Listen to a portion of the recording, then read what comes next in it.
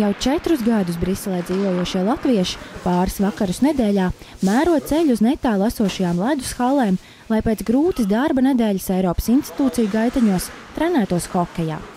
Latviešu komandas ledus lūši, pretinieku uz ledus, arī komandas biedri, kad nepieciešams, un draugi, ar kuriem pēc spēles pasēdēt bāriņā, ir Krievu komandas biedri.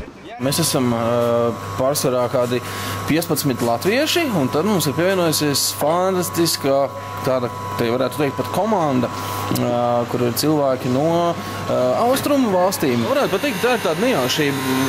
Varbūt, un varbūt arī, redziet, varbūt ir kaut kas kopīgs tajā visā. Varbūt mūsu mentalitātēs tomēr ir pietiekoši daudz kopīgu lietu, lai mēs atrastu kopīgu valodu un kopā justos forši. Стираются все границы здесь.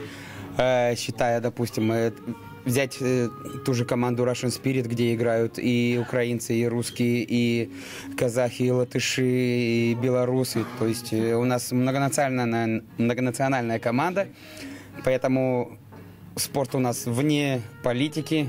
Es Latvijā hokeju esmu spēlējis tikai bērnībā uz dīķa, un arī ar krieviem starp citu. Un es teiktu, ka šeit mēs esam nedaudz citā līmenī.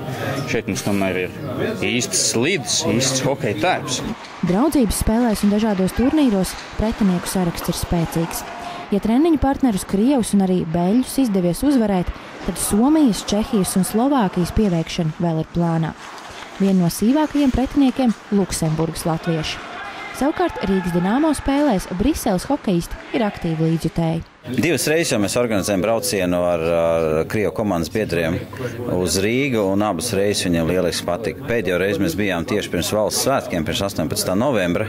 Mēs nopirkām mūsu kaimiņiem Latvijas karociņas, piesprādzām pie jakām, un viņi ļoti apmierināti staigāja pa Rīgu, baudīja pilsētu, atmosfēru. Un, lai gan hokeju saucam par savu nacionālo sporta veidu, jāatzīst, Briselē tas ir daudz pieejamāks nekā Rīgā. Par 200 līdz 300 eiro var slidot visu sezonu, protams, ja ir atbilstošs ekipējums. Beļģiem tas nav nacionālais sporta veids, līdz ar to te nav 100 komandas, kas gaida rindā, lai tiktu uz ledu. Sīvā cīņā 3-2 šoreiz uzvaru gūst Krievi, bet tas jau tikai līdz nākamajai reizei.